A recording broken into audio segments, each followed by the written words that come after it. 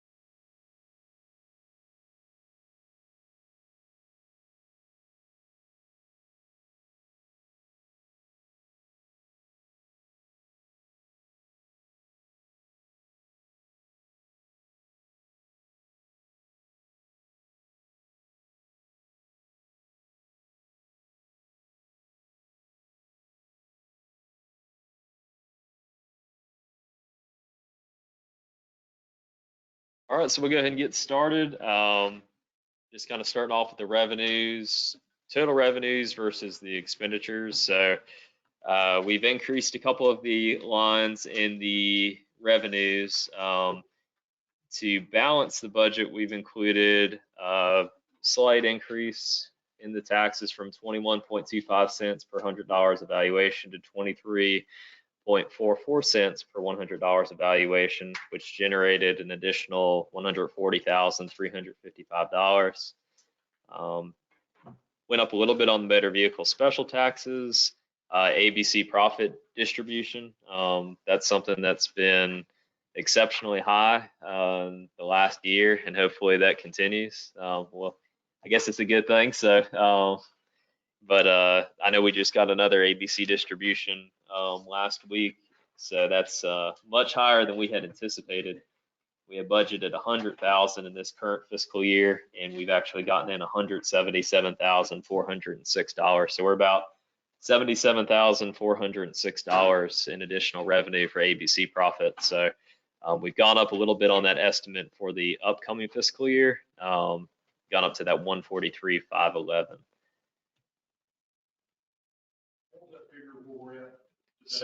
Yeah, so right now we've got 177,406 is what the distribution comes to. So we're $77,406 over what we had projected for this year. So people have been drinking much more than we had anticipated. So we've got, let's see, a little bit of an increase on the PAL bill allocation. We should see some additional funds this year that now that things are starting to get back to normal in their disbursements. A little bit of an increase on the boat ramp fees side and golf cart fees.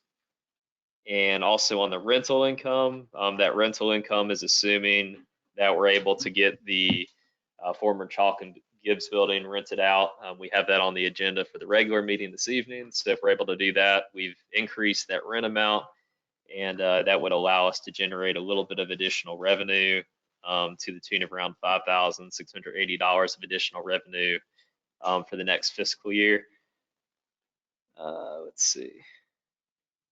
And some of the biggest change in terms of this current year's budget versus the upcoming year is the amount of the total budget amount, and it's much greater because of those ARP funds. We had reached out to Alicia, who helps out with preparing the audit each year, and for some direction on whether or not to include these ARP funds.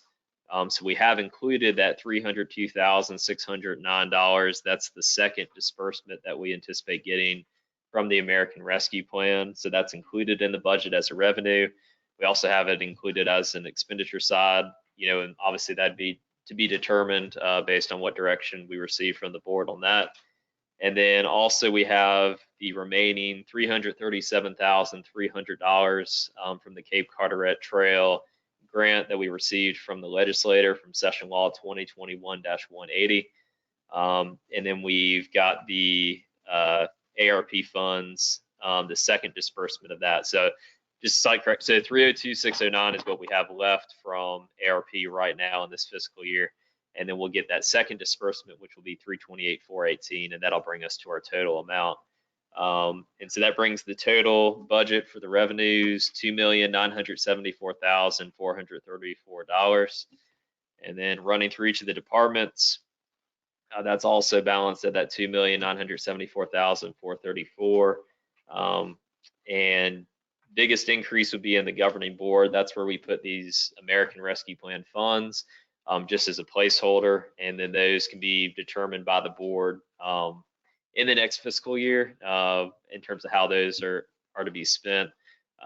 We have the potential we might spend a little bit of that tonight, so these numbers might fluctuate before the next budget meeting. So each time a little bit of that is spent, then obviously that amount will go down a little bit. General administration, just a slight change on that end.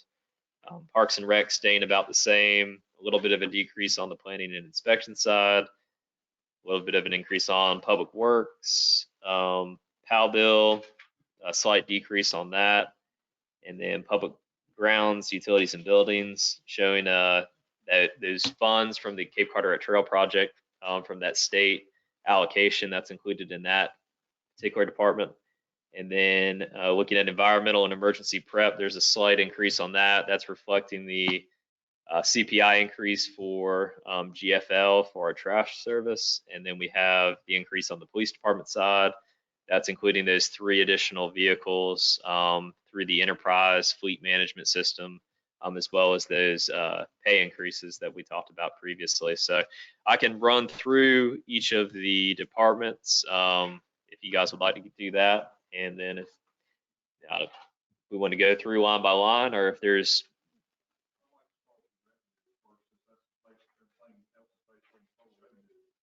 we can get back to that.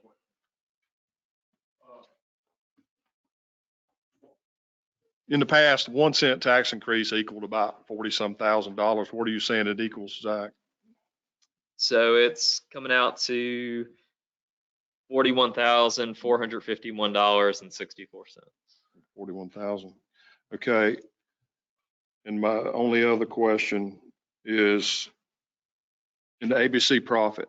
If we're already standing at 177, why not budget closer to that than the 143, which would help offset some of the tax increase? Yeah, I don't think people are going to start drinking or stop drinking anytime soon, with especially what's going on in the world.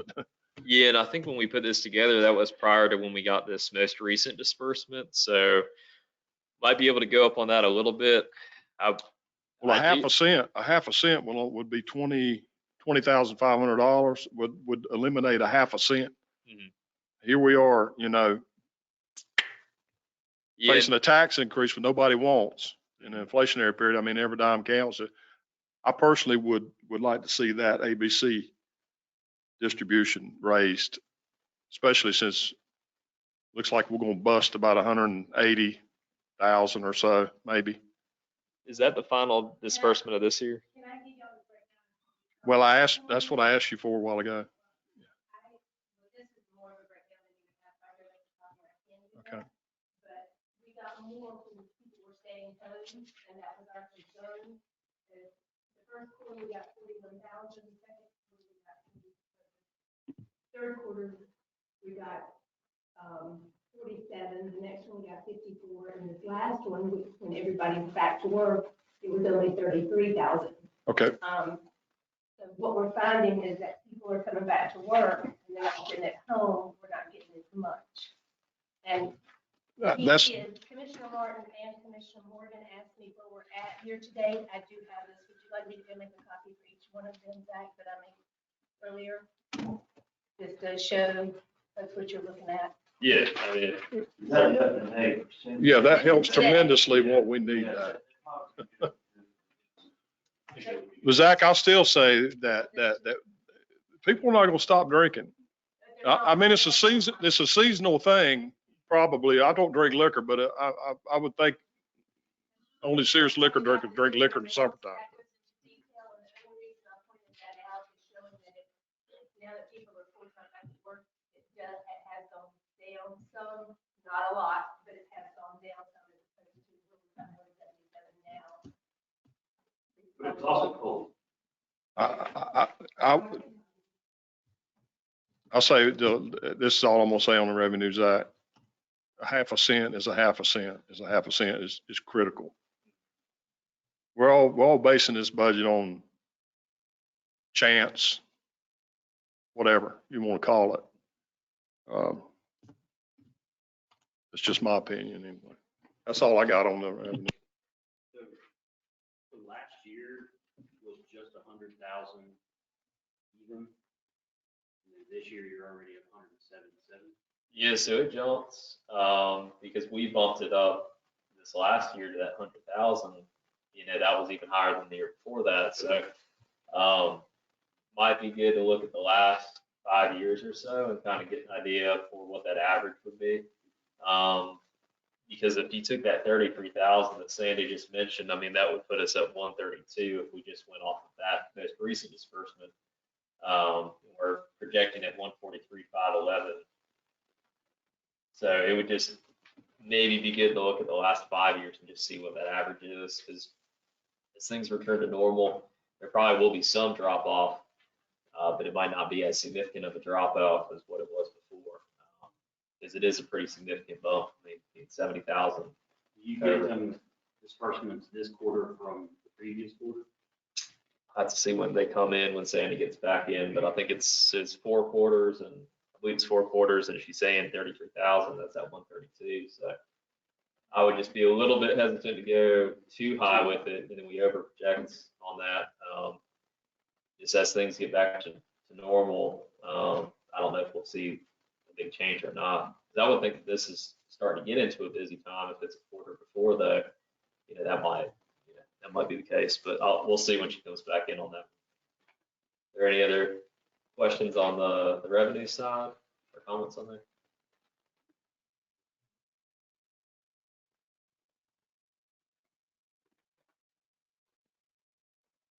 What was the miscellaneous income? What was that actually involved? The miscellaneous fees line, that $900. No, it's 300, 428, and then 128. Just thought that 428 was an odd number. 300 last year, 428 this year. I mean, it's only $28, but it's a weird number.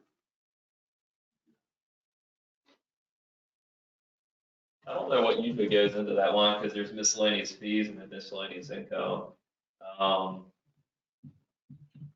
see what Sandy's got on that. Does that SRO contribution include Auditor, which is committed to stepping up to their little $600-700? I'm assuming not, because we just kept it at that 12,000 year to year. So They have committed to do that. It is in their budget. Okay, so we can. I talked to Steve Overby yesterday about it. It's in the budget. Okay. I mean, every dollar here, Okay, every so year it's the same thing. Every dollar counts in our little town. Our budget is extremely difficult as it is. I agree. 100%. Yeah, we can figure out what that dollar amount is and bump that one up. What,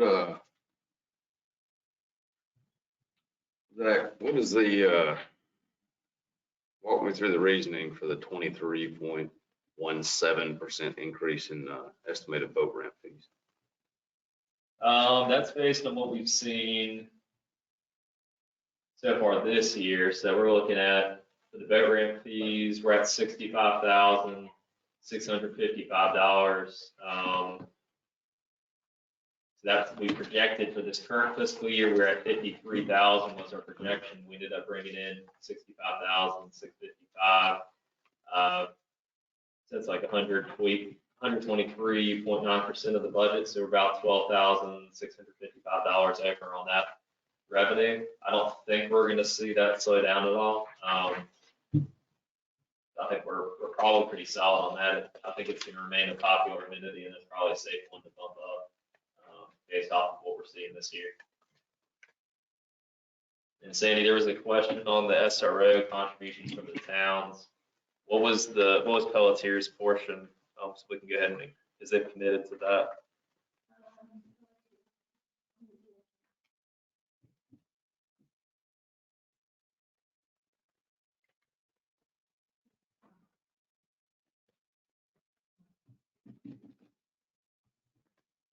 I don't want to get it up in here. Maybe it won't feel right here.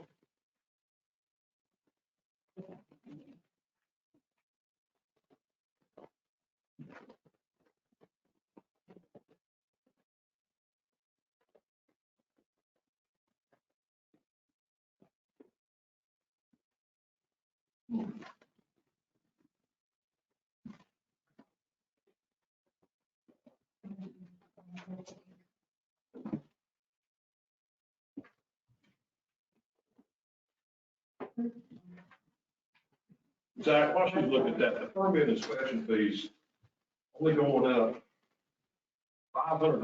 Doesn't that sound a little bit, your estimation a little bit low? With all the building that's going on? I mean, I realize we only get, what, zoning permit fees or? Yeah, so we're at, $6,100 year to date. Yeah, and you got 5,000 for budget, and I don't see the building slowing down. Anything appears to be pretty steady. I mean, there again, we're talking a few $100 next to the budget guesstimation. Yeah, and I do think we're actually getting people coming in for permits is probably the best I've seen it, since I've been here in terms of compliance, people actually coming in and getting permits for sheds and even minor things. So Well, code enforcement, that's what code enforcement's all about. So I think we've been pretty strong on, being able to bring some money in. The only thing I just wouldn't be sure if we are headed, towards a recession in the future that could impact that. We might see that drop off pretty sharply, but that's, I don't know that any of us can speculate on that.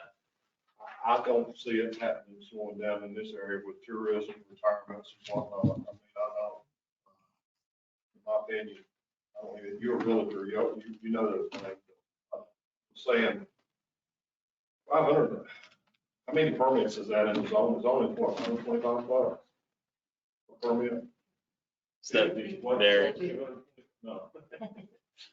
That's only 10 zoning permits for the entire year, over and above. The rest. $759 is Pelletier's amount, $759 is Pelletier's amount. Well, while you were out, did you hear that they have committed to pay that? So I think the mayor knows. I was talking to Dale Sauer about it. It's in their budget. I also reached out to the finance department as part of the county because although they always pay it, I don't reach out to the county. So that's $750 that could be added, is that correct? 12,750.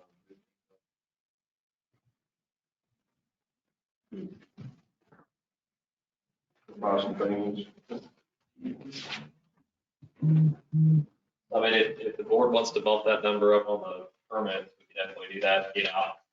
I'm open to whatever y'all's, preferences on that. I mean, we could go up to 5,500 or something like that and bump it up a little more. That added additional, get 500 on that projected 5,000, or we could go higher than that. The only thing I would just caution is just not knowing, what might be in our future in terms of a recession and all that. So, I would have Frank put 6,000 there, Zach, based on what your current year, Because you got 6,100 to date, right?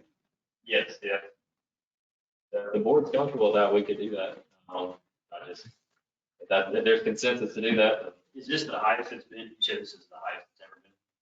it's in terms of the number of people coming in and applying and actually showing up for permits. I think going really well. I mean, you probably see that from the weekly updates, week to week, issuing a lot of zoning permits. So.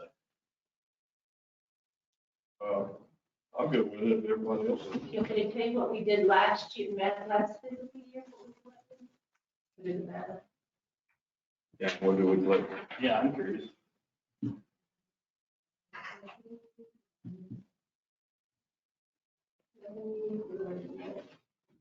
One. Permits and inspections. In 20 to 21, permits and inspection fees, we collected 8. Or we can go even higher than. Oh, almost 6,000. And I'll be honest with you, I know we talked about this a few months ago.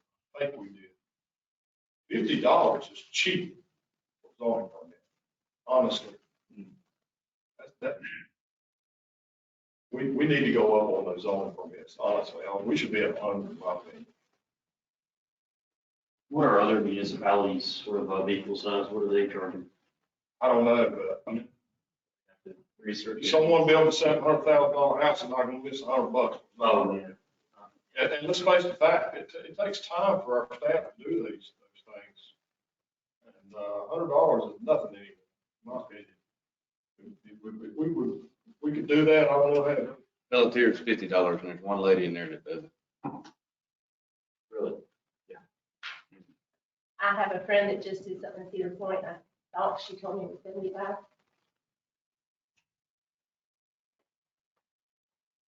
Would you want to, would you want it to be one thing for residential, one for commercial? You want to do like 100 on residential and go up to What's your 150? thoughts? What is it now? Is it 50 for both? Now it's 50 on residential, 75 on commercial. And we can look at that. That could be something for the next budget meeting. We'll have the table with all the fees in there. Let's do that. But I got a feeling it's going to go up. We'll have to do that in. Something's gonna have to increase. Session, I would think, to make that change. But could we at least put the 6,000 in here and it may go up after that? So we can get a real-time adjustment on the budget side like we've done in the past? I think it's good. Yeah, it's updating right now. So yeah. So we're, trying to balance the budget and give raises and at this point in time, I mean, every dollar counts. In my opinion. Even more so than the last 4 or 5 budgets I've been involved. So 6,000 on the permit inspection, SRO contribution up by 750, which is 12,750. And the ABC profits, where did everybody, has that been decided? That's a guessing game as it is, so. What was Last year? what was the year before? Maybe look at the last 2 years. I did look back at the year before on the, we were talking to on the permits, and it was 56 and 19, so it was still close. And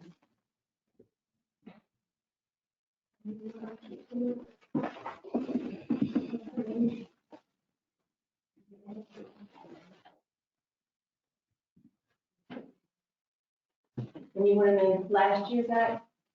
What we did for the permits, 2021 or 2021? No, for the ABC profit.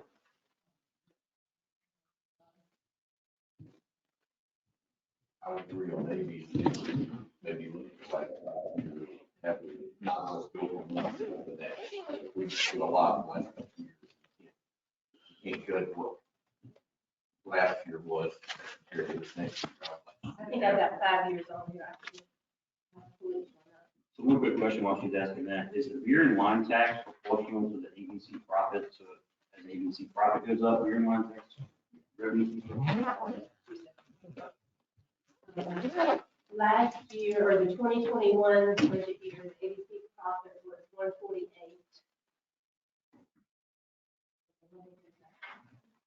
That's 2021.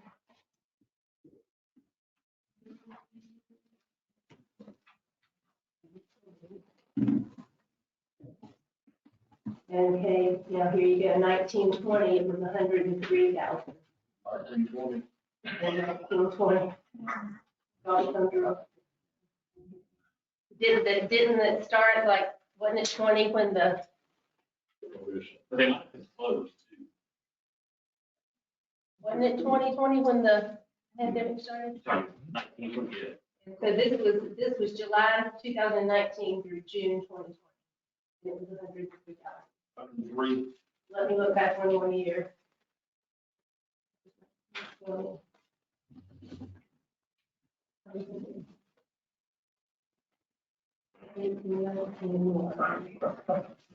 $76,000. Tell me I had gone up.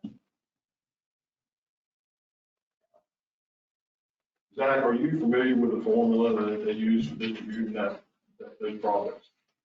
It's possible that that formula's changed. I was gonna- That's a lot of difference. I don't know if that changed. There was something about they were paying off the store. And I think that was something that did change in the last couple of years, that they paid off the, I guess, whatever debt they have in the store. That happened last year. Because the guy, he brings our checks in, well, he did used to bring the checks in, and he said that they would start going up because there was no loan coming out. They paid off the store out of. I think yes. So it may be something we don't know all about as far as their method, method that they distribute profits. Maybe something we need to look into. Can we? At what point in time in the year did he say that? These things would pay off. Because then it could really go up. No, that was back, that's been back when Mayor Powell was still here. Yeah, so it's been a while back. It's been several Over a year. years. And I think that was prior to the pandemic, because that's when he was still coming in. Now they mail him in. He used to bring it. So I think if you took like the last 3 years, your average would be 142,802, including this year in that calculation. So we're at 143,511, right there. We could lower it to the 142,802 and use an average, or we could keep that at 143,511. I don't know if I get higher or not, but that's just, I just type those in. This number is the same, you just wrote it. And if you add in a 4-year and do a 4-year average, that's 126, 102. But I do think that changed in terms of the debt he paid off on the store. So I think those $100,000 numbers, you could probably take an average, go with that 142,802, probably be pretty safe on that estimate. I'm gonna put a question alongside that, and maybe someone will find out more about their distribution methods between now and the next meeting. Yeah, we can see what the formula is that they're using. I know someone that I can. On the board that I can talk to about that.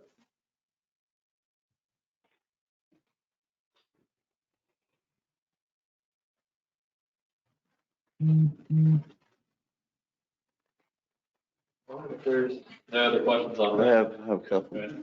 One of the chiefs might be able to help me on this one. On the police grants, is there any possible proposals of grants that may be coming up in the near future that you've heard about, maybe through the chiefs meetings or? Well, the grants are outbound for like body cameras and that sort of. Yeah, I know we got that coming up later. That would be added to this, but is there anything else? Like there's pursues a lot of that. And, I can check again and see, but the board approved this grant's been sent out, and then the other grants for equipment been sent out. I have to research that and see. Thank you. And the other one was the sale of surplus assets.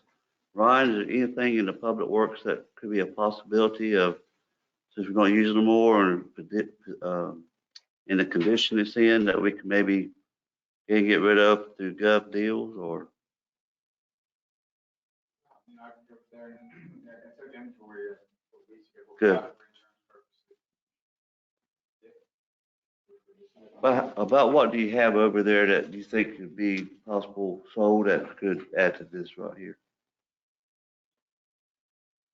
Just like. Off the top of your head, I ain't asking you to get, I mean, just, An old mower deck, even if we do have, well, this is ask for another purchase, but our asphalt hopper that we have now, we can sell that off to the new one. The old push mowers we have in there, as far as our equipment, we use a lot of the equipment that we have in there right now. Again, I can take another inventory and go around and see what we know, we'd be able to sell off. With everything in there, we can continue to use. okay. I think, But this golf cart fee number, we're looking at things that have overshot. You're 138% of golf cart fees this year. You're 700.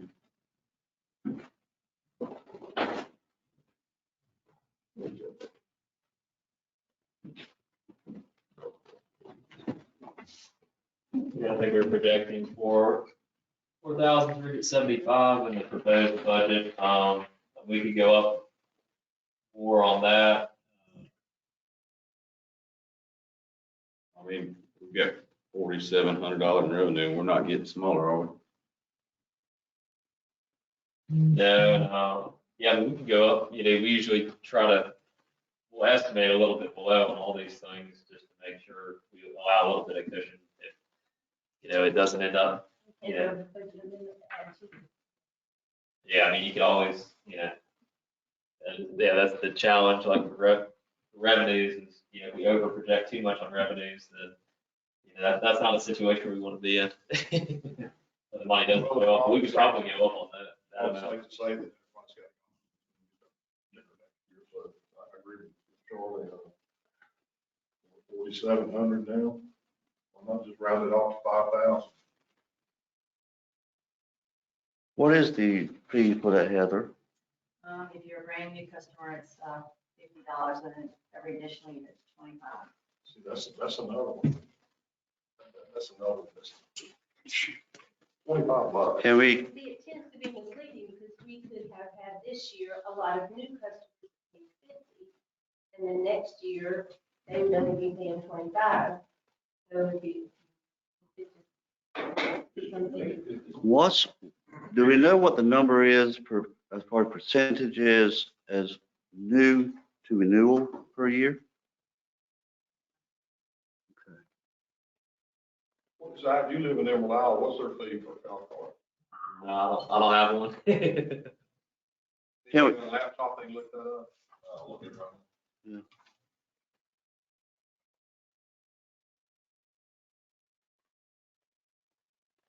I think we just raised the new ones last year, didn't we? That used to be 25 for that too. We did go up on that. I know Barbara's sending out notices a little bit different than they were before, right? So that's probably generated some additional revenue off of compliance with that. So I think that's helped out as well.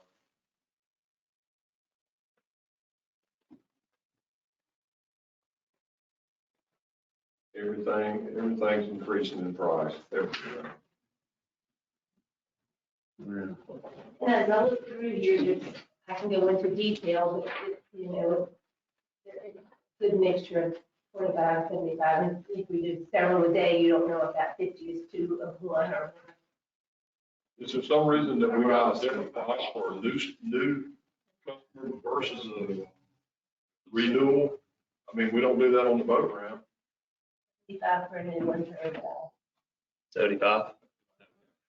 75 for Emerald Just for your golf cart registration application.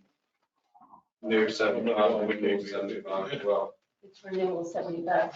You know, the golf carts take up police department time. I mean, they take up a lot of time. Yeah. Staff, How many permits do we have today? How many permits do we have out there? Do you- Okay. Oh, so you should answer that question. Over 200. Okay. I don't know, Chief, you know what number we're on? How many? So you're asking for $50. $25 every year there. Why are they misleading? Back to what you, Phil, what are we doing with voice cars that we're replacing? So when those are getting replaced, they're selling those off and then we're applying that equity from the sale back towards additional ones to offset that cost. So that decreases those costs, which helps out. Same thing in public works, but they haven't gotten that vehicle for public works built out yet. So we probably won't see that this fiscal year. It'll probably be in the upcoming year. So hopefully they, because that's been every year that we've been. It's gonna be a huge difference for the police department. We'll see that when we get there. Roughly, I think 30,000 towards their purchase of vehicles coming up. Will go to their, whatever they purchased, is that 30,000 that now go to their vehicles. I think it was five vehicles that Enterprise holds around for the older vehicles. Correct. So we have $30,000 there to go towards the new vehicles that we purchased. We're probably gonna have to recalculate that line because we sent this out before we need to go through the enterprise amount. So, and they switched vehicles as well from the Chargers. The sale of the old vehicle, offset the cost of the new one that we've got coming in. Yes, yes. So that'll decrease that amount. Back on the, when do we normally meet on the fee schedule? Permit fee, set the fees. We have to do it before the budget. No, we just do it as part of the budget process. So it's included in there. We can put. Can we add that on the agenda tonight, Mayor? To discuss fees? That way, be better prepared for the, can we make a motion to begin the meeting, add that to discuss the fees tonight, so we'll be better prepared for the next budget? Potentially. Okay. Can we not just do it through the budget meeting? Can we not do that now? No, I don't think you can do it, but I think you have to have an open meeting, don't you, Zach? Was it No, it's part of the budget process. Let's not do that. When it comes down to the approval and everything's got to go before. So we can figure out like tonight, if we want to raise these fees, go ahead and put that as a proposal. Then we bring it up. So we'll do that in the board commission meeting. We do that when we present the budget for the open meeting before we vote. So we go ahead and have all that squared away to what we get a consensus on is what we want to raise. And so we want to raise the golf carts, like we talked about, everything else. We go ahead and incorporate that in the budget, and then we present it for the public comment and vote. So We can do it. should do it now. Right. We can do it now. Now, it's already made it out, so. We need to do it now. Consensus thing, it's more of a consensus thing, is if we get a consensus to raise these fees here, we direct Zach and adjust the budgets accordingly to the next budget meeting we have. We can see what the result is. So I'm all for that. I'm ready to start talking. So I think the golf cart fee, you're looking at some of these fees, we do need to leak into the 80s. And at least match. So what's the model, Ryan? What did you say? 75. Well, I think we just stay consistent with the surrounding towns that we have. Yeah, just as good as Like a that. five flat. Just whatever, stay consistent with the other towns. That way, you know. I think on the golf cart, there should be, just like the boat ramp, one fee, not for new and then the renewal. I think it's $75. Well, it started off that way to get people enticed to come in and get a permit, but that has already surpassed. Those days ago. Some of these golf carts cost more than my house. So Zach, if we went up $75. That 200. Fees, what would that do to that line? Let's see. We have to know how many there are. I just Approximately messaged 240. 240. The numbers are accurate. You asked a while ago a question I never could answer. Just right there. There was a space possibly for one of these stickers that we want to make sure we didn't overlap. 18,000. We're on about 245, 246 right now. So 245 times 55. Would you say 250 is a good number, Chief? We're still under 250, but if you round it up to that, we'll have that many golf But carts. some people do return them. Some people decide they don't want it. Yeah, So old tax do come back, so that might not be the number. Okay. Say, we probably say 240. Let's see. Well, that 240 at $75, that's $18,000. We're at 12,500. There you go. That's huge. That's approaching a 0.5% tax increase. Honestly, I think. While we're discussing the fee, we're talking about The boat rent fees. We got the boat ramp fees and the permit schedule. Right. permitting should be at least $100. If you look at our house fees, they don't have anything under $100 for anything to do, even when they're moving, like if you're moving a shed over there, you're gonna get $100. You just have a shed. Well, I think it should be separated from residential, commercial. Y'all agree? Yeah. So is that the residential number, $100? I would say so. I would say 100 for residential. And what would we do for commercial? I'll say 2. I'll say double, 200. Yeah, 200. I'm gonna move that now. Y'all good with that? Yeah, you got consensus on that? So 100 residential, 200 commercial zoning permit.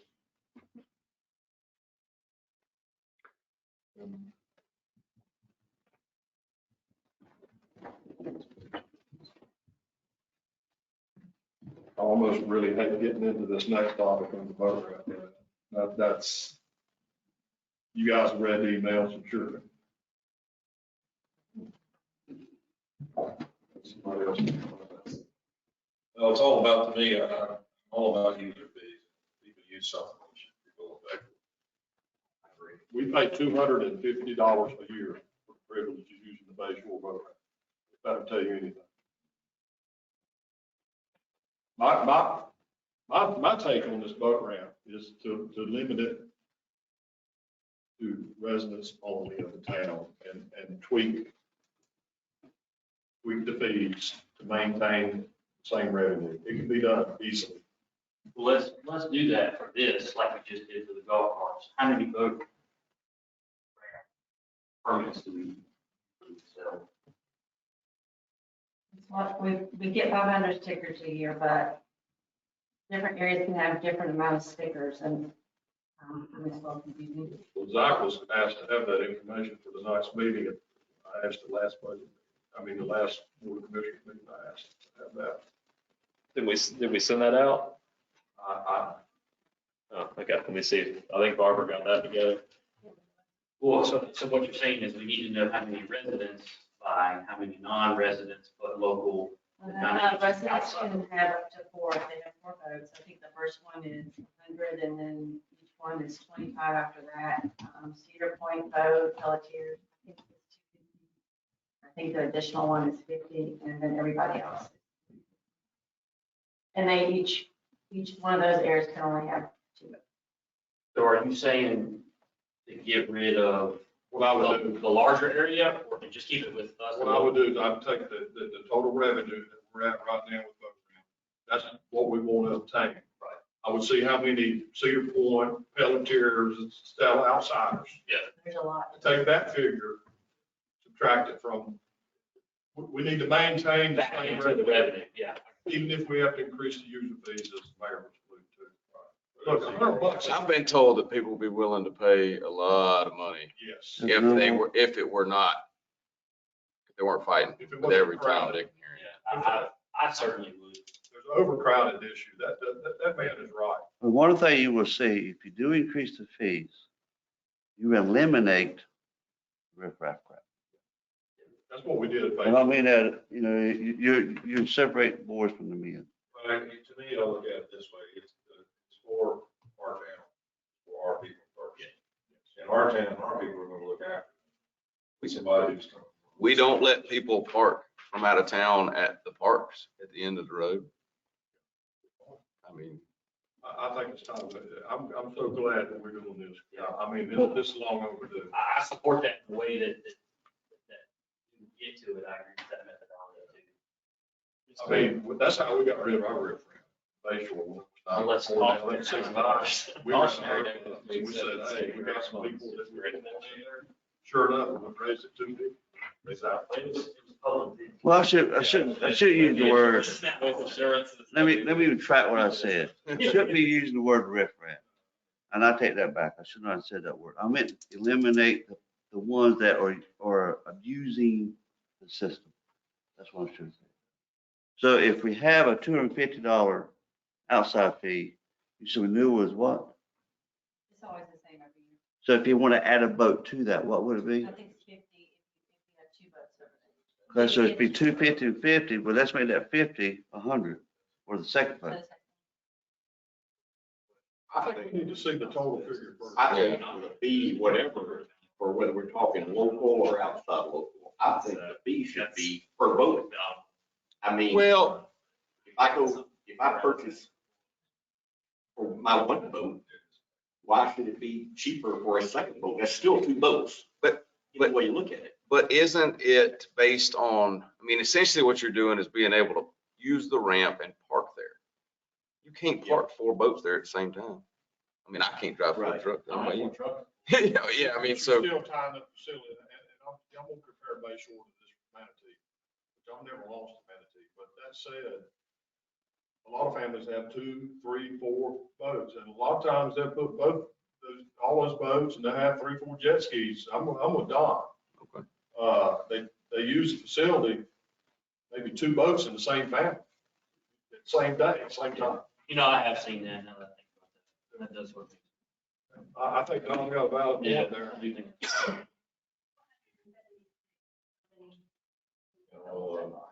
whole thing, like I said,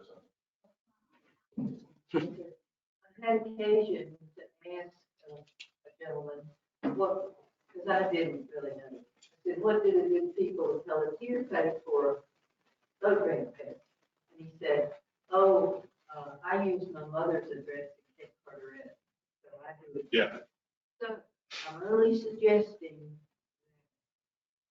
we be tighter on the permits. If we're gonna eliminate grounded.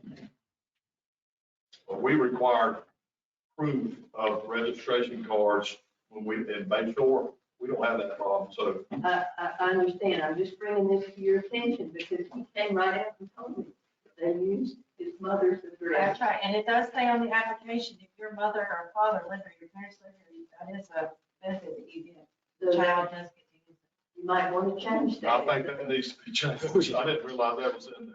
So that's why I brought it It up. says it right on the application. Oh, so- Well, so until we have a breakdown of these numbers, I don't necessarily, if the numbers force us to allow Carteret County residents to use it at a increased rate, a very increased rate, depending on what the numbers say, I'm all for restricting it to town if we can do that. If we can't, we can make Carteret County residents pay a premium. Just like I pay a premium to drive on the beach, even though I live right here. State grant funds to dredge out around that boat ramp with the expectation to be open to the public, obviously for assessing fees. There's that limitation. I would just caution that we definitely don't want to violate what that agreement is. But we can charge it. Well, at the same time, our citizens pay matching part of that too out of our coffers. for that dredging. I mean, and we are the public. I mean, just because we're talking about the town of Cape Carteret, that's still the public. We're not restricting anybody from town to do it.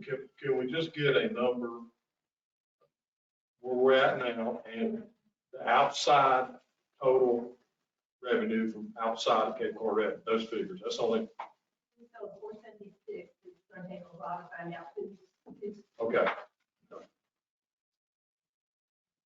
Well, that's going to generate a good amount of revenue for the town if we do those type of changes, which will help with the taxes.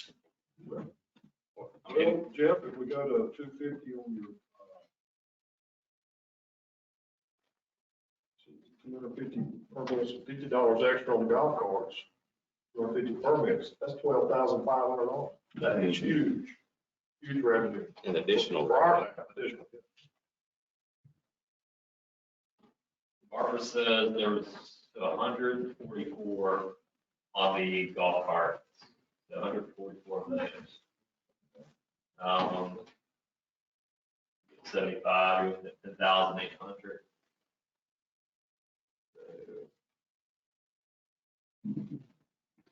bump that up from 4,375 to 5,800 if you're gonna go up on that fee to 75. I think we have consensus on that.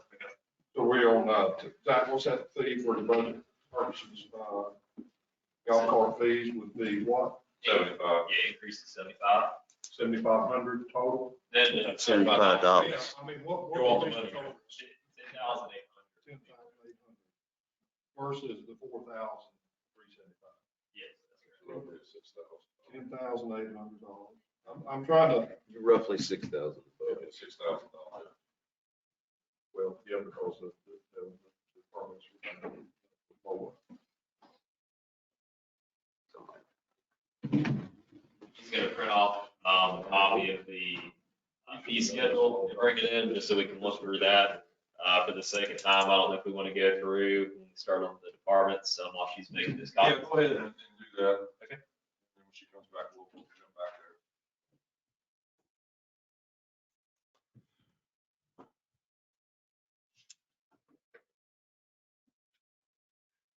All right, so with those changes, that, just to recap, that generated $8,184 in additional revenue so far. So that's with those changes we've discussed so far. Not factoring in the change on the zoning permits, we'll have to take a look at that one too. And I do have a copy of the fee schedule. I think it's slightly different than this. So she's going to bring in a copy of this in a little bit and we can look at that. But we'll go up to governing board and run through that one. So biggest change in here, we went up on the town attorney fees. We've been having Jonathan from Brett's office at our planning board meetings.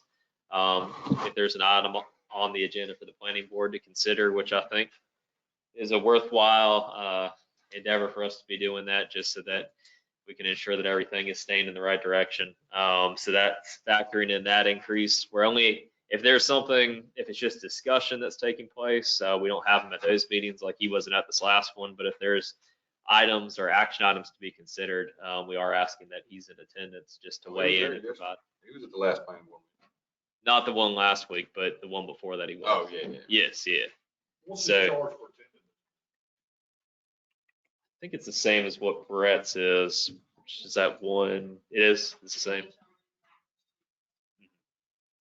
How much did he charge us for being at the planning board meeting?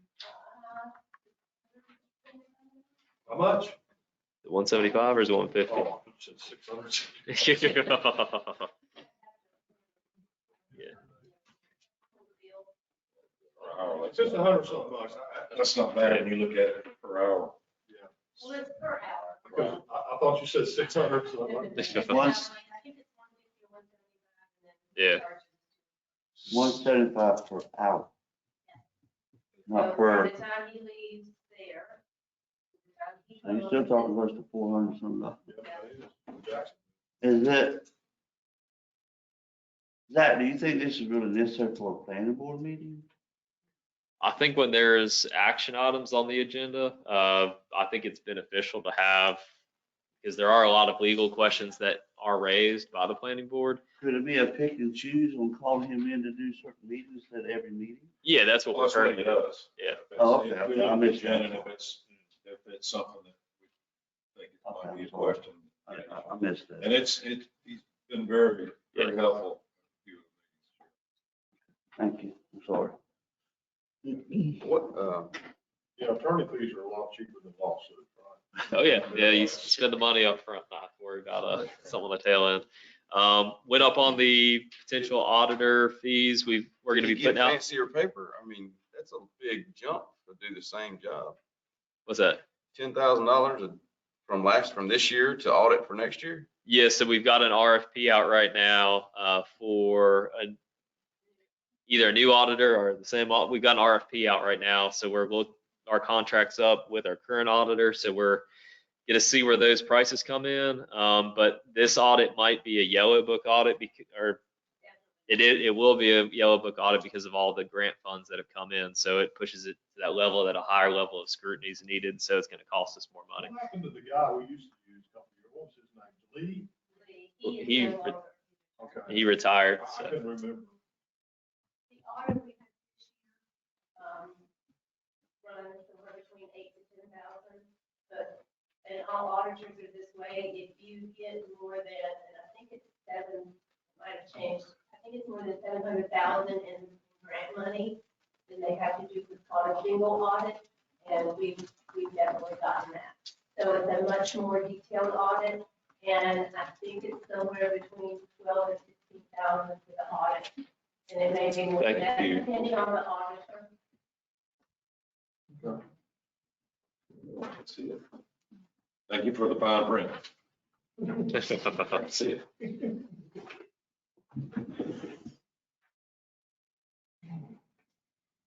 All right, so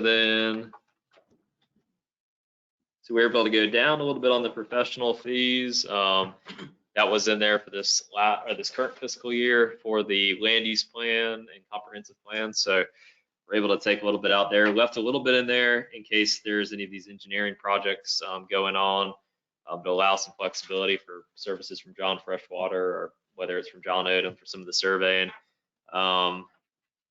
And then we have that ARP expenses line, that $631,027, and how that will be spent will be determined, by the board. So that's in there as a placeholder, essentially, to show that in the budget for the upcoming year. And we have that increase in the election expenses based off of those were significantly higher. In the previous election, we don't think that's going to be any lower, right? So. Just so that I'm not confusing you, this that I handed out to you was just handwritten on, because I didn't share it to anyone. But you'll notice that I put that footnote, that we had to put in the ARP funds, just so that I myself can what we've got left. It just makes it look like we've got a lot of governing boards, which we do not. Right. We've got 2,000 here, and by the time we pay you guys, that would be gone. So that's why I put that down there. It looks over-inflated. All right, so any questions on governing board, or you want to go on to the next one? Just for my knowledge, what exactly are we spending on elections from the town's perspective? So we pay for, it's the polling place. I guess we got two polling places, right? One, there's Bogue, and then the one over here in Cedar Point. That's for the election. What they have, like the staff and personnel that are on hand during the election. Okay. And then they've got. Okay.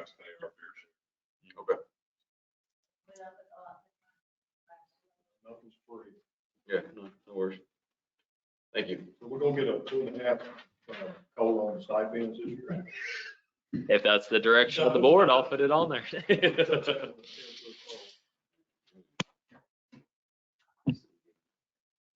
All right, so we'll go on to the general administration. I have a little bit in there for salary increases, as well as the 2.5% COLA.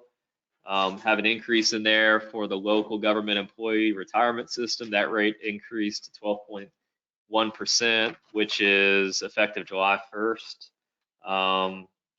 Went up on our insurance, property and liability. Got a couple of just small increases, advanced office solutions for the copier, Ds and subscriptions, credit card machine fees, and other than that, everything else stayed the same in general administration. Obviously, with some of the travel and training and things like that, I don't know what to speculate on that end, for the future, because obviously there's going to be some personnel changes for the general administration department. So I think just leaving it in as a placeholder for what it currently is, hopefully give enough for whoever's coming into that role. So. I'm gonna say what I say for the last 5 years. As much as I try to find something to cut out of that department, I have never found anything. It's very efficient. Music to my ears. So your salary out of that general administration? Yes, it comes out of that. I'm just gonna say we need to be prepared to, when we get tax replacement, that we're gonna be spending more money. Just y'all keep that in mind. I might also mention now, since we're talking about things that are going to affect the credit card fees at $100. I'm afraid it's probably going to be an statement, as everyone knows, school is well started now. Hmm. They are going to be closing. Talking with First Citizens, because they're the only bank that's in our area, they can give money to another area. I am negotiating with them. I talked to them last time for this.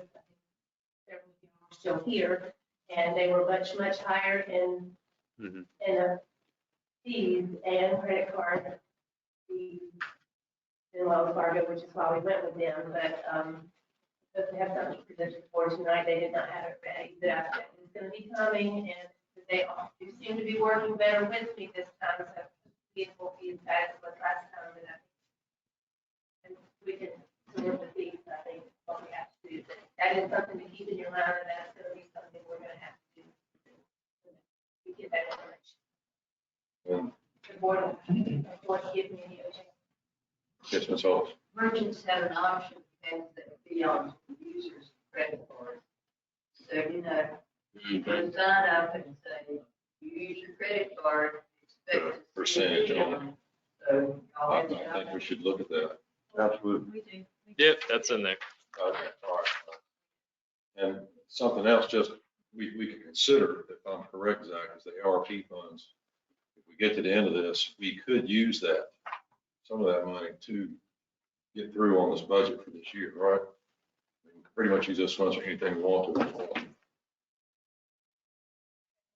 Depends on what we're talking about. Okay, Some things cannot, all right, I just want to get a little clarity on that. especially when you get into salaries that have retirement and 401k. There's a way around that to those things. I've already researched that. You're aware you have. It's called a one-time bonus, probably, like we did before. Right. It's something that this is one thing and salary is another. Well, I'm asking. Just like we gave Zach a few years ago. We call it a bonus instead of, there's ways around that stuff.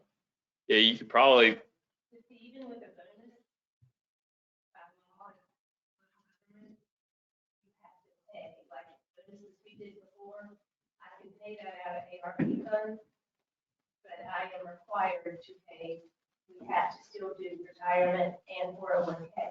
That can't be paid out of ARP money, that can come out of our regular Okay. budgeted money, which. I understand. I think that's going to be coming up in some discussion probably.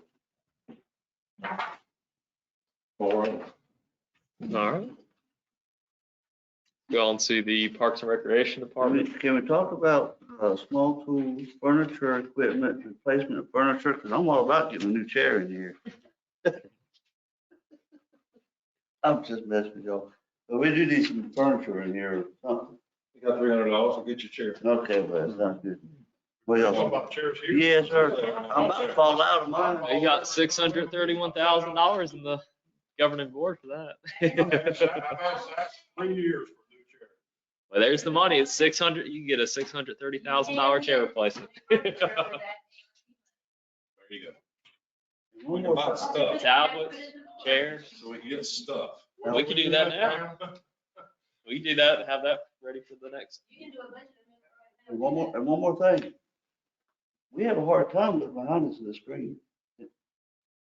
Glare or, I don't know how y'all see it. I can't see it. Can we not have something here in front of us so we can see what's happening? Every other town has upgraded their boardroom with that ARP, I think. I thought we were going to do that over a year ago. Not pointing fingers or anything, but he's right. I can't see any of it. I'd like to see everybody get a tablet. That way you got it, you can load it, you can load everything up on it. Yeah, as long as the training goes along with it. Not too bad, just like the, you're using the tablet, I'll just share it, Charlotte. just like the So computer. that's something we can, that ARP that we look about helping us get some better. You want me to get that right now and another TV we can put behind you. Yeah, microphone for the public comment would be tremendous instead of having to pass one back and forth. We just work something like New chairs, I agree. something y'all want to do in this current year? Do you want to build it Yes, into the I'd budget? say let's go ahead and do it. And we can just take it out of that. You're gonna mess up.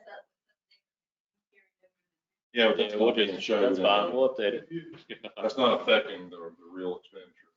We can reach out to who Emerald Isle used for their upgrades to their boardroom and maybe see about That's a getting good an idea. estimate on what it would cost and maybe have that on the agenda for next month.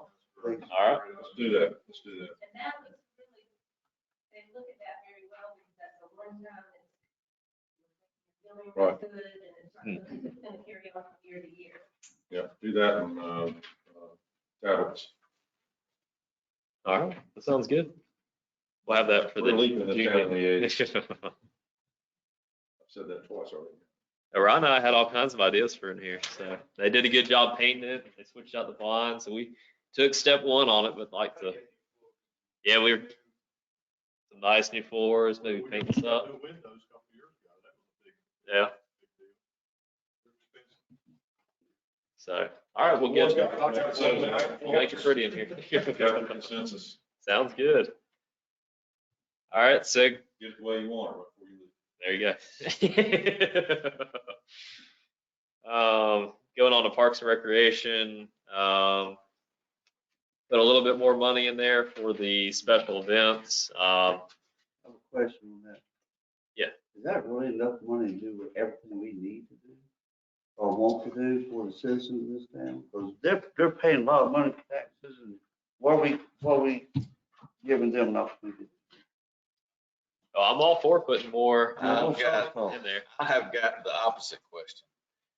Is, would we not be better off to spend that $8,000 on a couple of select events and make those events?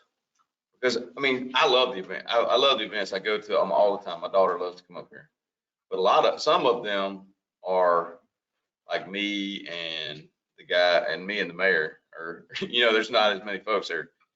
Would we not be better off to focus on whichever ones we want? The tree lighting, pick your big ones. It doesn't have to be just one, but would we not be better off to focus on that? I mean, 'cause these events take time from the staff and they take time from everybody, time and money, right? So maybe we want to spend some of that, spend that time well, and then move on to do other things. The staff's already got, they got plenty of stuff to do as it is. Just a thought. I'm with Charlie. Don knows, I spearheaded, and Zach, and we spearheaded those events. Started with the farmer's market.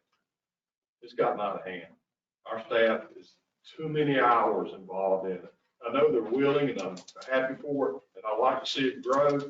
But when we initially started this, we were going to concentrate, if you remember, Don, on the fall festival. It's going to be our go-to event, our what you call it, our name event. Now we got a watermelon festival, movies, and it's great. But I'm like Charlie, our staff has a lot more to do than to do all this stuff, and I'm thankful they do it. But I'd rather give it all big bang for the buck, fall festival and a couple more smaller events and make it a biggie. That's just my opinion. For instance, this didn't have anything to do with our festivals here, but a friend of mine went to a festival in North Carolina, or a couple of different festivals in North Carolina, and she made the comment that doesn't matter what you call it in North Carolina, all it is a food truck, and that's it. A bunch of food trucks got together and people walk around. That's my opinion. I personally think that we would get more turnout, better response if we had, we only had a couple of things and we could spend the extra time turning those into something special. I don't know what that looks like specifically, but I think we'd get a better, I think we'd get a better turnout and better response if we had a little bit of specialization instead of hitting everything up. I don't think it'll change the line item amount, but it would definitely change the work that the town staff has involved in these various functions, I think. And, the fall festival was huge. That first one was a very big success. We at that time, Don on the board, we pretty much said that was going to be our main focus, but You guys remember Andy Griffin when Otis, you know, he bought his liquor, white liquor from that woman but he had to have a special event to buy it and he made up Happy Potato Day. I mean, looks like we. That's Steel Day. Yeah, we have a different event. What are the biggest events that we've had that's been successful in the last 2 years? So I'd say the Easter egg hunt that we just had with Mac Daddy's was a really big success. Great turnout for that.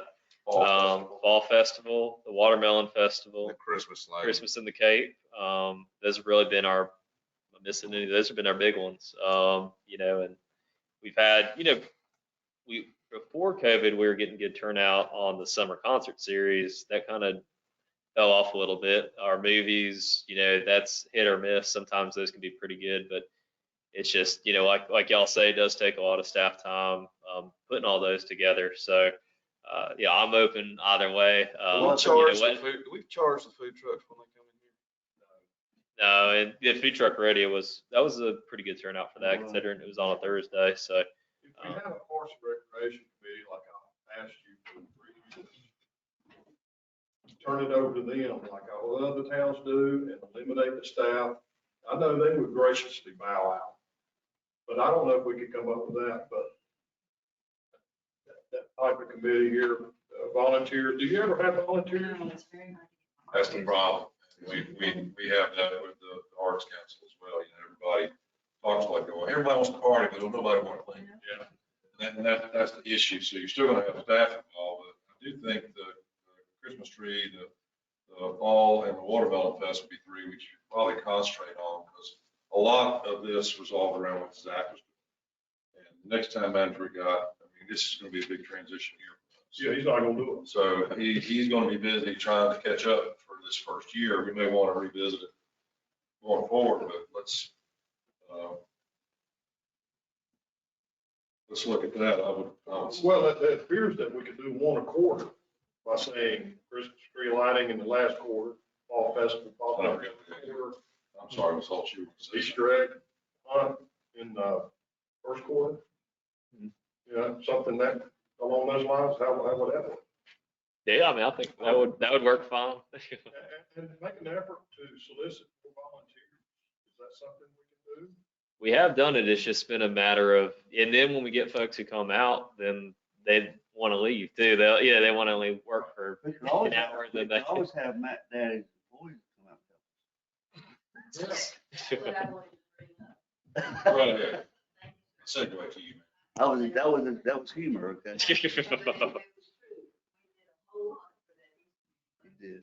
And I don't want to dismay you, but I don't know if the commissioners realize that this big newest thing, and I hope it's not a 1 year, is the July 4th fireworks Yeah. over at Baghdad. Rhode Island is pledging $20,000 for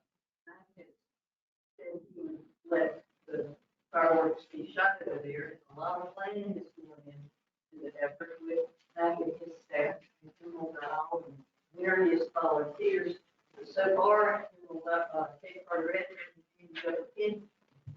So, Well, I think Paxton, the mindset was, now that's how I feel about it, that Emerald Isle, Mike Stanley kicked them off the pier. They were That's looking right. for a place. So it was kind of more or less their function, but they wanted to have it in our town. Have they asked for a contribution? well, the thing is, there's a lot of things that are being asked for, such as porta potties. And we're looking at, well, is Mac Daddy's gonna pay for 33 porta potties and different things. I just wanted to bring to your attention that if Cape Carteret wants it and Mac Daddy's has to come out of pocket, losing revenue on July 4th, biggest thing of the year for the driving range. And not being able to accommodate everybody, it's not the best situation, but he's prepared to do that and allow food trucks to come in. There are other places that are saying people for parks that is closed, home improvements, perhaps White Oak Elementary, the park, which you'll be able to see the fireworks and so forth. And Emerald Isle has said they would volunteer police officers. That's my question. State Patrol hasn't been able to ultra much, and the chief will bear me out because they're having local law enforcement.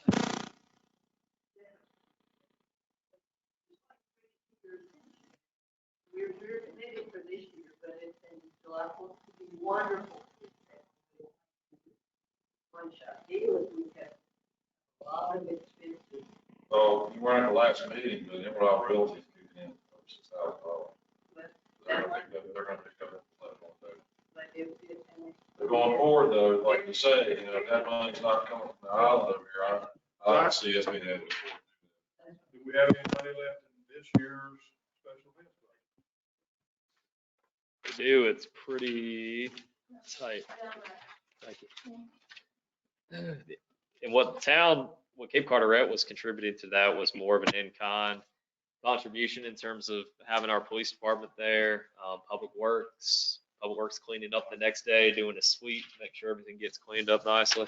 But that is something, because it does have a budgetary impact, because we're talking overtime for the police officers, either comp time or overtime for the staff. So there is some budgetary implication to it. We're kind of absorbing it, but you know, we could define what that is and quantify it, and then look at if we need to put more towards it in the future, what amount we might feel comfortable. I think Cedar Point picked up the tab on the insurance for it. Right.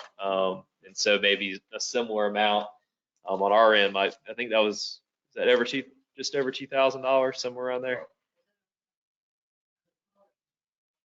Was it 28? Is that something that the town mayors are not, is the town mayors doing this? I mean, y'all are.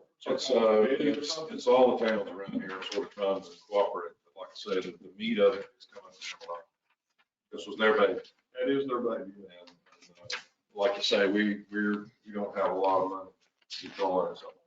Yeah, But we are trying to help. When was the Watermelon Festival last year? July 9th this year. For my birthday. Saying it seems like a good place. We could have a lot of people. And if you got that number of people around, you can start charging for vendors to be around, which can help offset costs to the city or to the town or whatever. Just something to think about. You're suggesting combine it? Well, I'm not saying combine it necessarily, but things that are co-located, people can walk from one to the other. That's right. Oh, I see what you're saying. When we were doing the fall festival, the first year, after the first year, I contacted some barbecue places. Remember that? They were astonished that we did not charge food truck setup fee. There's normally in towns, when you have a food truck coming in for an event, the towns normally have a setup fee. What that setup fee is, I don't know, but you can ask them what else, they have a lot of food trucks. So, Yes. Go ahead, Heather. I was just gonna say, I know she's already started planning this with all the vendors, so I think it's already been put out there that we're not charging a fee, so. I don't know, maybe moving forward after that, I wouldn't feel comfortable telling them, oh, by the way, you get paid. For what event? Water For festival. the watermelon. Okay, so that's just for that event. So if we have a food truck rodeo setup fee. Well, you could start with the fall festival. We could let them know at the watermelon festival, hey, thanks for Yes, coming that we're next gonna time, start, please yeah. come, but there is gonna be a fee. I just hate for us to keep increasing this budget. Let's say even if we reduce the amount of festivals that we're doing in a year, it still cost us something, $8,000-$10,000. We can recoup. They're making plenty of money off of this. It's not gonna hurt them to help us recoup some of this funds. We don't necessarily need to pay for all this on the backs of taxpayers in Cape Carteret. Well, I'll say this, when we started special events bond, we were at $10,000 on that budget line. I think I'm right, the first year. I think we dropped it, evidently we did. Yeah, it's either If I remember 8,000 or. certainly correctly, we had $10,000 on that. If you're right, Well, do you remember what year it was? 2018.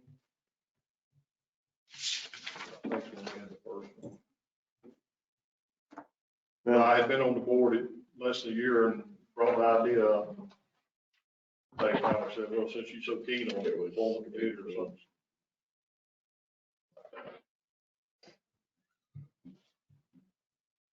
I think we were at 10,000. Do y'all think $12,000 is really a good number for venues and events?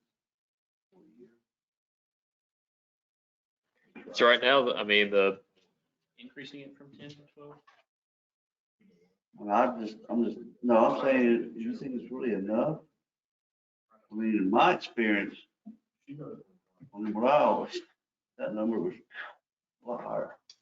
We definitely, we've been fortunate to be able to maximize our ability to do things in-house, whether it's setting up the movie, we do all that in-house. Yeah. A lot of places might contract that out. So I think we've been fortunate in that sense, but to answer that question, if you don't have somebody setting that up, there's going to be some additional costs. But if you're narrowing it down to just a select few events, then you can kind of figure out, well, what do you want per that event, and just build that budget off of that. So if you pick what the signature events are, like you suggested, one per quarter, then you can kind of figure out what that amount's going to be. Can we at another time just talk about the special events? It's just not gonna change the budget. I mean, can we do that some other time? Maybe, we got plenty of time for that. It's not gonna change the line item, I wouldn't think. No, yeah, that'd be fine to talk about it. Maybe think about what events the board wants to focus on, and then that way. Maybe put out a poll. Yeah, we could put all the events we offer and then let people vote. Yeah. Which ones do you participate in? What do you think is good for the town? But if the 3rd of July stuff, that is close proximity to watermelon, and so depending on if that grows, that watermelon festival might need to be shifted. Just things to think about there too, because those are in close. That's what one weekend back to back kind of thing. So, just some things to think about in the long term about, does that need to be shifted later in the month of July, for future years kind of thing, if that's something that the town continues. And then the town also used to kind of be involved in the cruising to the Cape stuff as well. And so that's another kind of, are y'all doing that again this year? Okay. My dad is for the fireworks, and people are gonna come to see the fireworks. Mm. Part of it wanted to be over there for watermelon festival. That could be arranged easily. Yeah, so things to think about. So.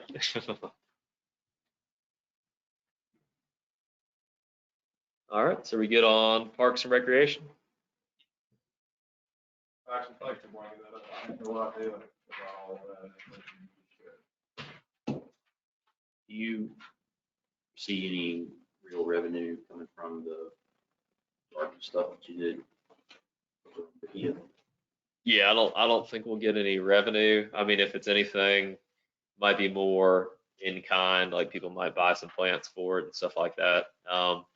Like I said, these numbers are pretty low because we've been fortunate to have a very active community that steps up and donates stuff. And so these numbers are definitely low. Lowe's Home Improvement, Scott's, and Oldcastle all donated the stuff for that community garden up there. Now we're trying to figure out, can we get some people to donate some plants or adopt a bed and all that stuff. So it might be more of an in-kind, like they buy the plants and put them out there sort of thing. So.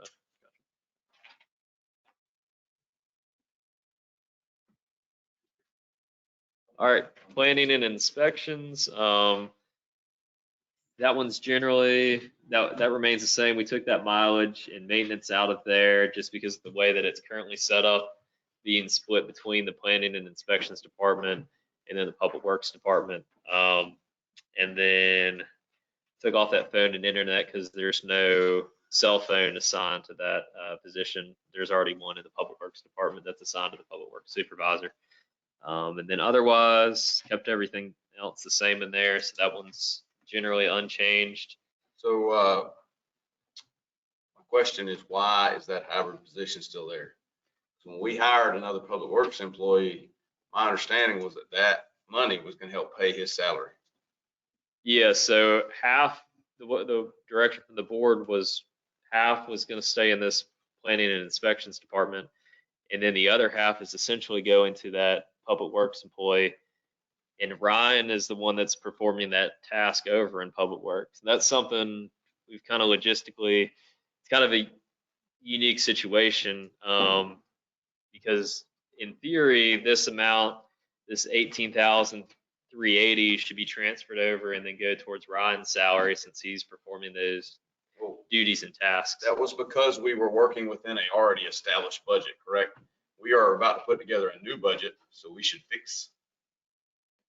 shouldn't have this like meal. So we should fix it. So it's a line item on its own, in my opinion.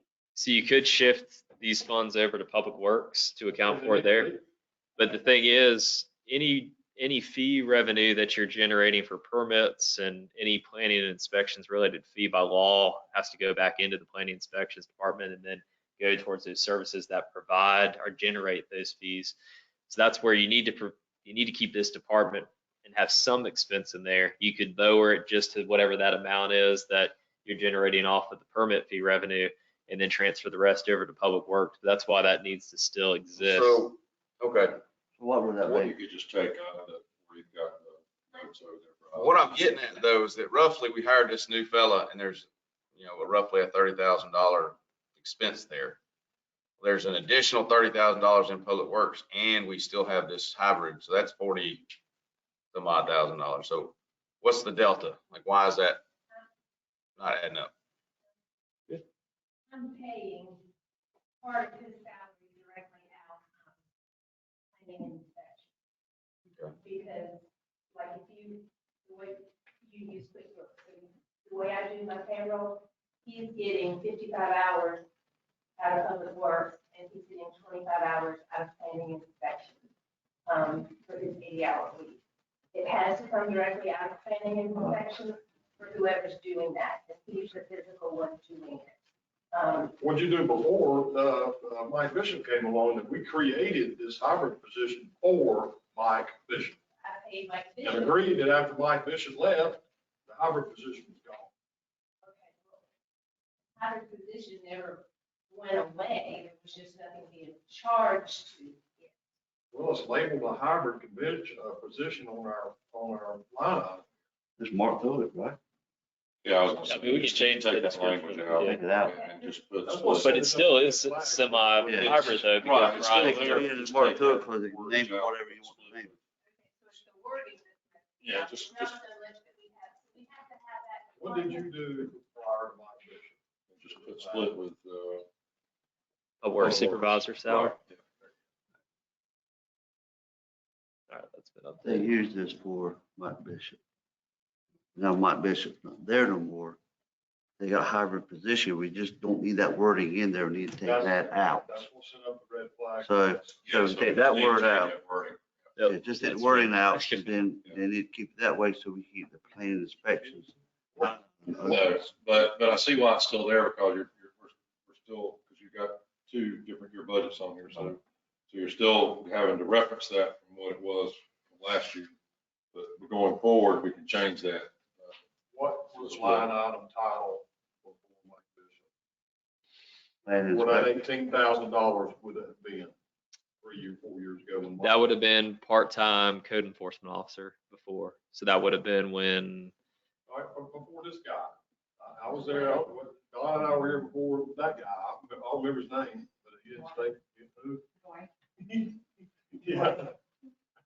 He didn't stay long before him. before that, it was, I think that department was lower than what it is now. It would have been probably the GIS, Adobe Acrobat, Bluebeam, signage for public hearings. Those things would have been in there. So it would have been a little bit lower. It's been several years back. So that would have been back before we had a code enforcement officer that was in that department. What it appears to myself, and I think I can speak to Charles, too, it appears that we sent the code enforcement to Public Works, but we still maintain a hybrid position. You could call it a hybrid position, or you could call it, I just updated it, say split with public works supervisor salary. That's probably more accurate in terms of what it is. So with Ryan doing the code enforcement, a portion of his salary is coming out of this planning and inspections department. That's going to stay the same for the next year, because we need to show where that permanent revenue that we're generating, that it's going towards something, that we're not just generating and putting it towards some other purpose. So Is that number accurate as far as what we send over from from plan inspection to public works? You saying that number could be lower or? So, I mean, you could shift more of that over to public works, but the way that it is right now, that's just reflecting, we kept that amount in there, and then we switched that money that was in the police department, that went over to public works, and then this stayed in the planning and inspections department. So that's how it's currently arranged. I mean, that could be modified, because that's not a split with public works, obviously. You're saying this is a safe way to do this? This just At guarantees, this point in time? Just rename it something different other than the hybrid? yeah. When they do an audit, they come in and do an audit. This part is part of the safety, which goes along with the police. Right. So you kind of have to keep it separate in the actual audit aspect of things. I used to have to do that for water and sewer. I'd have one guy doing So both you jobs, kind but of I have had to to. split some stuff differently. Any money brought in, with the permit money has to go back to that. We can't Yeah, I mean, just go anymore. It needs to go back to that department, yeah. So you can move it, it's not gonna change the numbers, it's No. gonna change what you're calling it. It's not, nothing changes other than what you just did. Change the Yeah. Understand. Understand. I think what threw a kink into this is the word hybrid position on the paperwork. I'm not concerned of what we call it. What I'm concerned about is that we all voted, 4 of us voted for adding a public works employee. And that money to pay for his position was to come from that hybrid. My understanding anyway was it to come from that hybrid position, or you were gonna move that hybrid money to him and the money from public works would go there. But the other half vote was supposed to come out of additional funds the police department had, correct? Correct me if I'm wrong. It came out because when Mike Bishop was in that hybrid role, his 18,380 that was in the police department, and then there was that 18,380 that was in planning and inspection. So it was split half and half. When it shifted over to public works, it left police department, went to public works essentially, and then the other half remained in planning and inspection. So that's where we just updated the wording to say split with public works supervisor salary. Because that amount can stay the same, it'll just continue to be paid out like it is. But there's no hybrid position that exists. No, I'm tracking that. Yeah. What I'm not tracking is, and maybe I'm jumping ahead a little bit, but there's $35,000 in additional employee benefits that should have been covered within the confines of the current budget.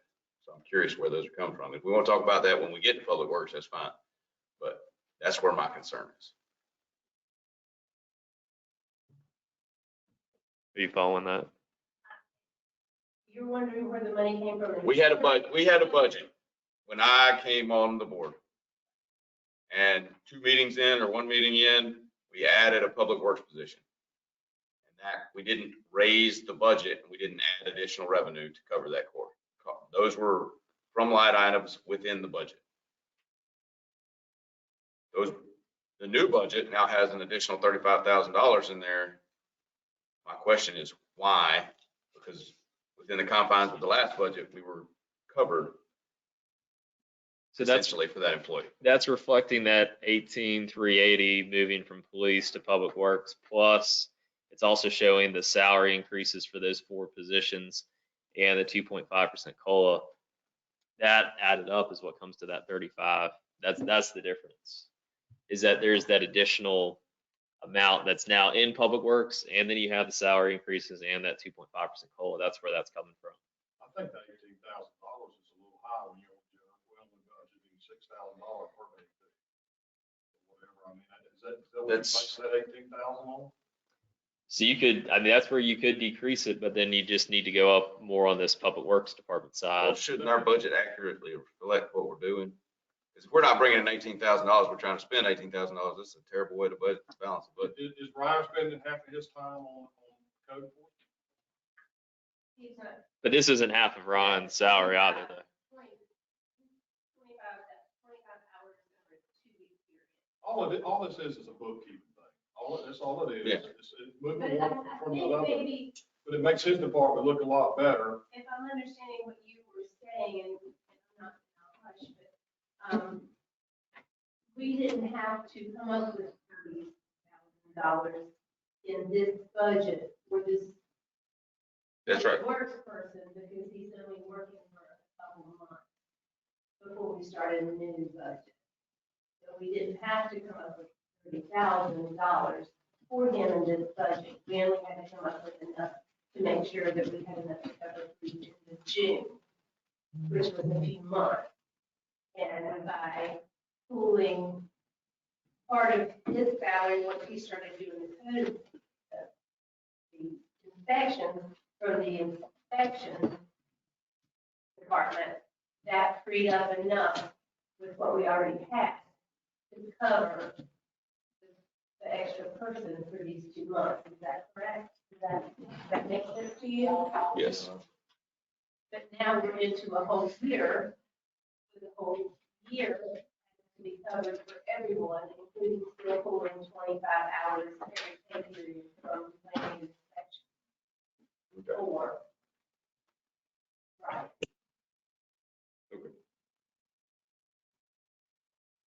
All right.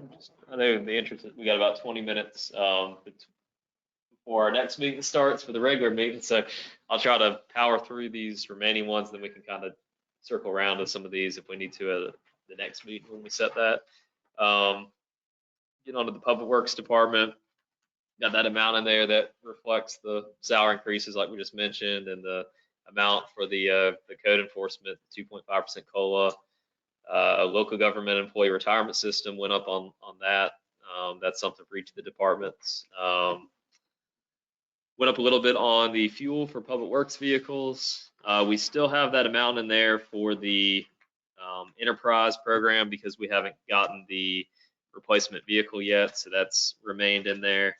And then Ryan made a couple adjustments in a couple different locations in the budget, just based off what he's projecting.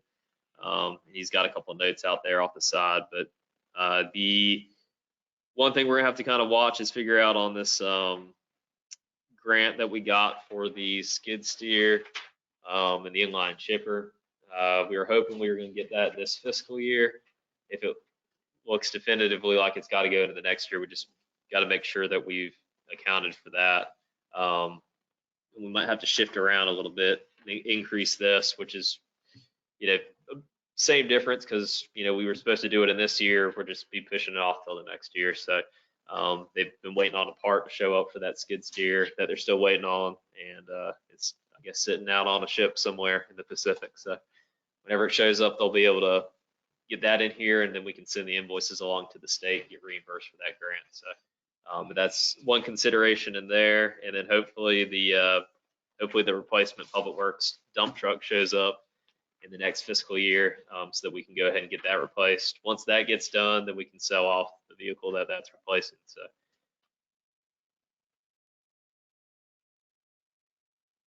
that's pretty much all on the public works department. Doc, can you give us an update on, I know we changed the golf cart fees in real time on the budget, the zoning permits, correct? Yes. We started out with a 2.1 cent tax increase. 2.3, or something you said? 2.19. 2.19, I think is what the original. Where are we at now as far as the tax increase? Before we do any further here, if you don't mind. I don't have that auto updating on this sheet, but it'll take me a little while. Take me a moment to set up a formula. I mean, so 41,000 generates 1 cent, right? And we've generated an additional 8,184. So Over 10,800 on the zoning permit. Or the golf cart on this sheet.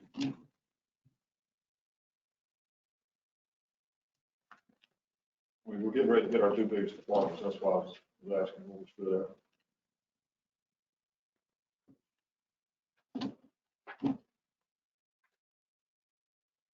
So that took off like, I guess, 19.19 off of that 1 cent, essentially, 0.1974.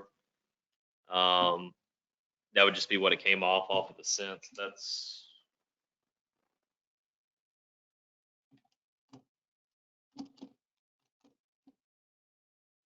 so then the we'd be at like a, let's see, that's,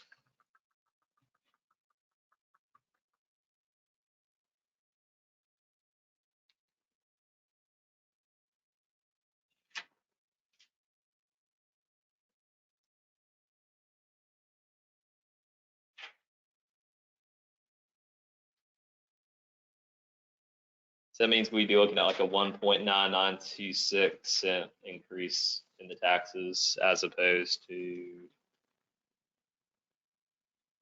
Okay, we have the biggie. 2.19.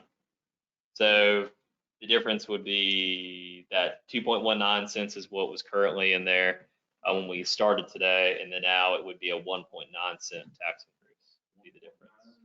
Yeah, and that doesn't include, I've got to recalculate the zoning permit amounts, and that was something we were going to talk about with the fee schedule, but we'll have to recalculate that and see, that might add, that'll add some additional revenue on that line as well, so. In your public works, budget, you have a, sidewalk trail maintenance. That was budgeted, $2,000, we've only used $1,200 of that. You left the $2,000 budget in there. What would be the $1,200 that we use on, what do you do on the sidewalk? Related to a lot of weed killer, either string or trails that is growing now, we burn through a lot of that. Weed killer, because prices are going up. So those are my three main things, is equipment parts, like I said, no blades, trimmers. Got it. Doing repairs to large concrete or asphalt patches.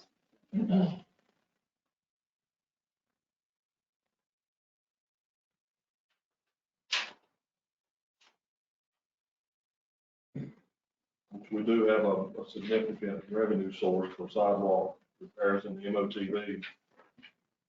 Point that out.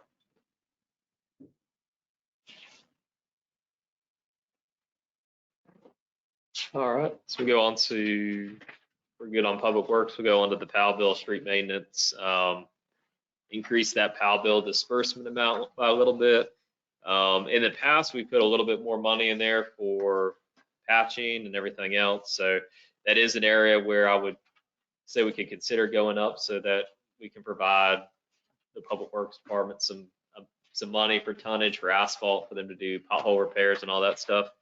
That obviously would increase our budget amount a little bit, but something to consider there. I know we got it zeroed out this year, but would recommend putting maybe some more in there, or at least matching what we did before. Let's see what they've spent year to date on that. Am I reading this right? 6.6% of that?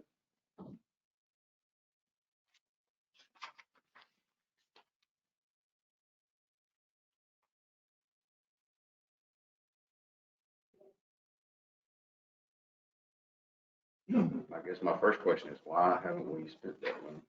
So that's on the agenda for this meeting that we're starting at 6 to use some of that PAL bill money for road repairs in town. So You talking about ARP?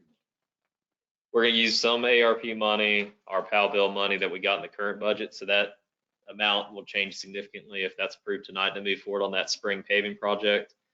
Let me ask you a question, a hypothetical question.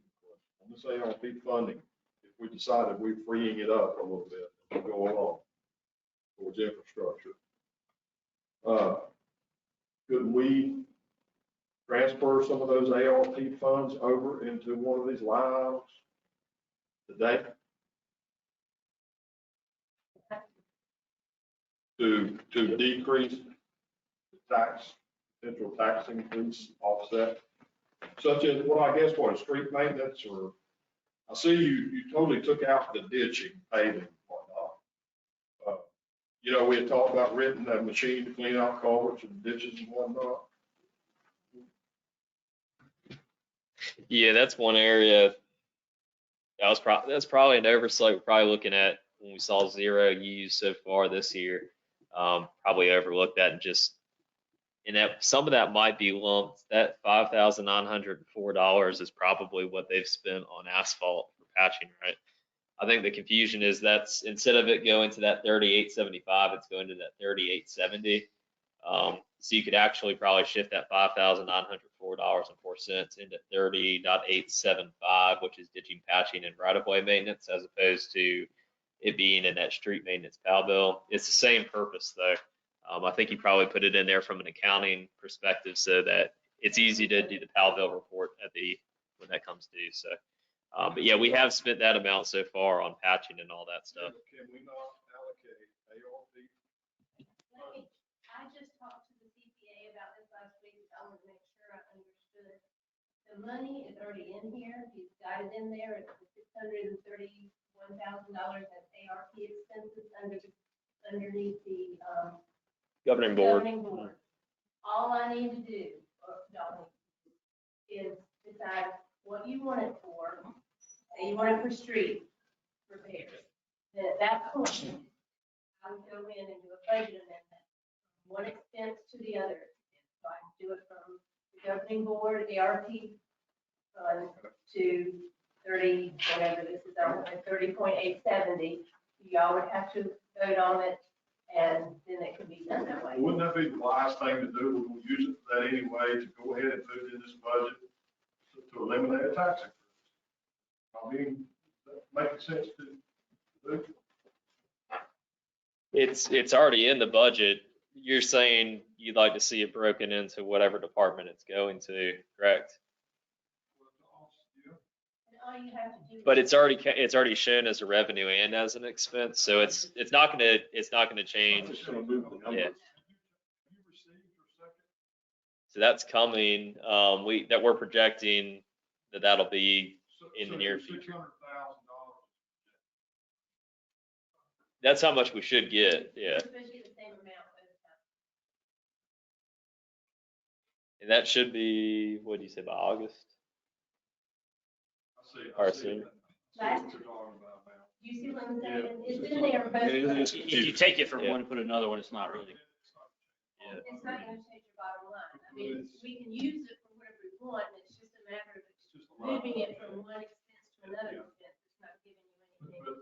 But the other question would be, if you brought that $600,000 up, that's just a projection, that's not set in stone. No. It's not a projection. They're supposed to give us the same thing this year that we got last year. And when I went on there to do my progress report, which I've just done about a month ago, they even have the amount over there of what you're supposed to get, and it was double the rate. It was exactly that. When do we do They don't tell you exactly, but it's supposed to be a year from when you got the first one, and when did we get that back? Well, I guess it was in the fall because we did the.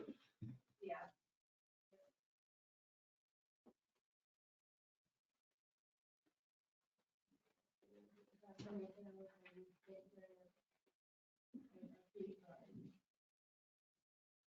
So they're not telling us exactly what they didn't tell us. But we got it in, well, we got it 85. It's August. So I would assume around August or September. So it should be another 328, 417. Do we want to power through this or what? 2072. And it's starting the regular meeting at 6. Okay.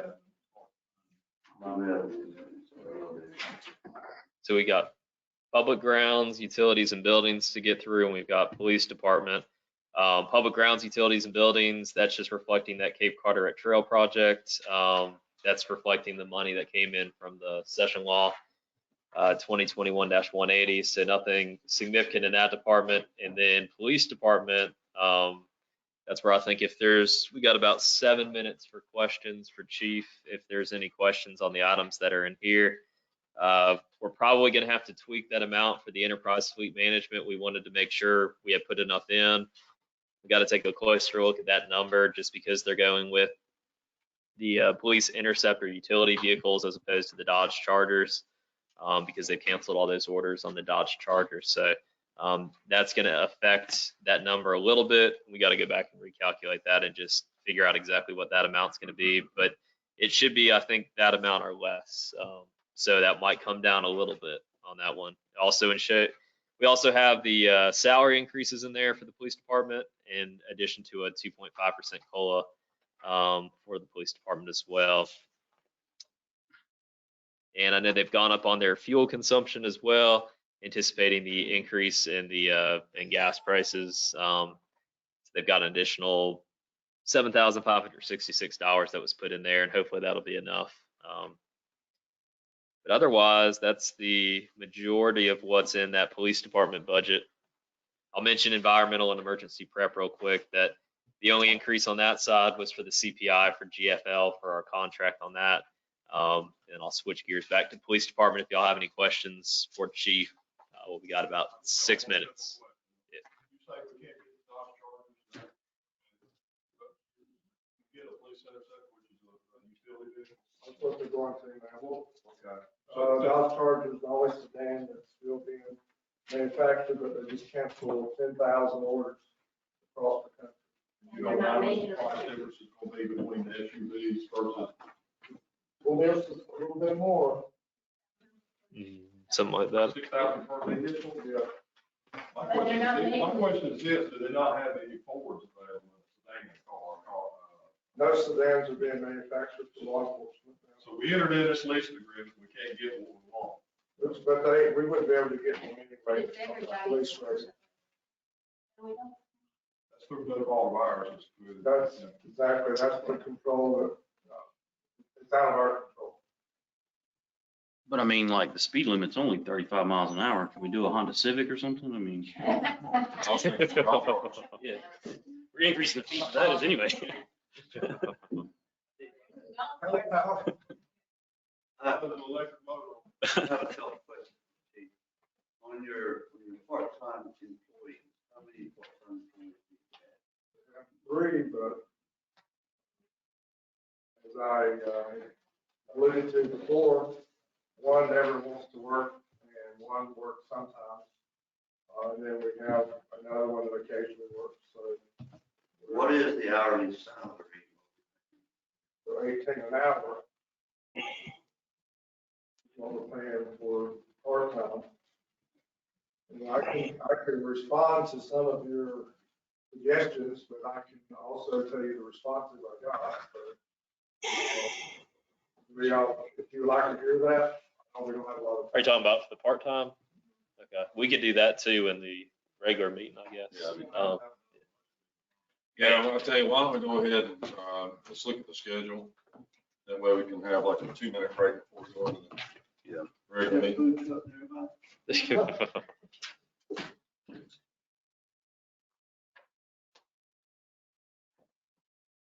How's everybody look for maybe next week? Which day? We could do next Monday night. That's 6 o'clock. Just like a regular meeting. I can do that. Yeah, we can do that. Yeah. Okay. Yes, sir. All right, so everybody, 6 o'clock, right? 6 o'clock next Monday. You okay with that, Zach? Yeah, that should work. About staff, okay. I'll be available Monday. Yeah, I know, but I think I'll be back by then. Yeah. If you got something going on, just. Zach, will you have updates Monday from what we've done tonight? Yes, yeah, I should have that. Just a recap, we were talking about the zoning permits, changing those, and the golf cart fees, and then the next meeting, we'll look at program. All right, so next Monday, 6 o'clock. And were you okay with Monday? Yeah, I mean, back it up a little bit. no, I should be fine. I'm just gonna be doing some back and forth. Okay. Yeah, I should be good. All right, so Monday night, next Monday, 6 o'clock, then we'll do it again. And I'll entertain a motion to end this meeting. Got that motion. Second, all in favor? Let's take 3 minutes of our valuable time and we'll meet back here and do it again.